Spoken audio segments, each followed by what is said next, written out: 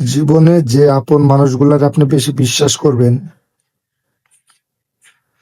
দেখবেন যে আপনার যদি কোনো আত্মীয় স্বজনও মারা যায়, আপনার খুব কাছের মানুষও মারা যায়, আপনার যতটা না খারাপ লাগবে, যতটা না চোখ দিয়ে পানি আসবে, যতটা না কষ্ট লাগবে, তার চেয়ে বেশি কষ্ট লাগবে সেই আপন মানুষগুলো যদি আপনারে ভুল বুঝে আপনার সাথে খারাপ ব্যবহার করে, সেই আপন মানুষগুলো যদি আপনারে না বুঝে কিছু বলে ফেলে।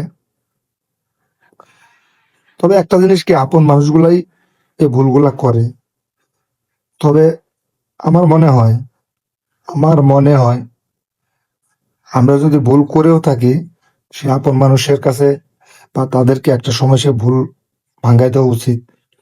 আসলে পরিস্থিতি, সময়, অনেক কিছুর কারণে আমি আপনার সাথে বা আমি তোমার সাথে বা আমি তোর সাথে এই ব্যবহারটা করে ফেলেছি। তুই আমাকে ভুল বুঝিস না। অপ্রত্যাশিত কিছু ঘটনা আপনার জীবনে আসে, যে ঘটনাগুলো আপনাকে আসলে উপরে কিছু না করলেও ভিতরে হতবিক্ষত করে দেয়। ভিতরের কষ্টটা আসলে কাউকে বোঝানো খুব কঠিন।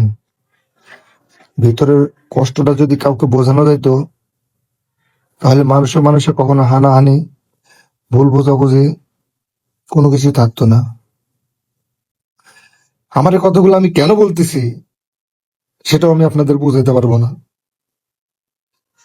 খারাপ সময় মানুষের জীবনে আসে, ভালো সময় মানুষের জীবনে আসে, কিন্তু মানুষ ভালো সময়টাকে মনে রাখতে পারে না যতটা না মনে রাখে খারাপ সময়ে মানুষের করা ব্যবহার, খারাপ সময়ে মানুষের দেওয়া কষ্ট, আর খারাপ সময়ে মানুষের আচরণ আপনাকে যতটা না ভেঙে ফেলবে, যতটা না কষ্ট দেবে, ততটা মনে হয় না আপনার জীবনে আপনি 3 দিন না খেয়ে থাকলে এত কষ্ট পাবেন।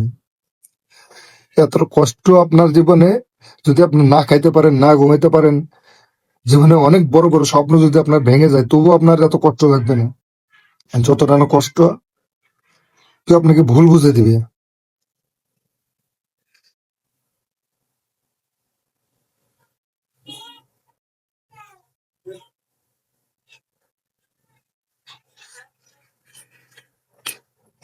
ভালো থাকুক আমার আপনার জীবনের সাথে জড়িয়ে থাকা সকল সকল আপন মানুষগুলো, সকল বন্ধু বান্ধব গুলো, সকল আত্মীয় স্বজন গুলো ভালো থাকুক, তাদের সময় কাটুক ভালো।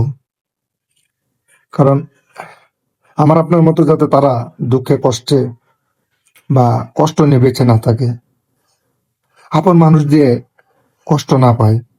কারণ আপন মানুষের দেওয়া কষ্ট যে কতটা ভয়ঙ্কর, সেটা সবাই অনুভব করতে পারে না, সবাই বুঝতেও পারে না।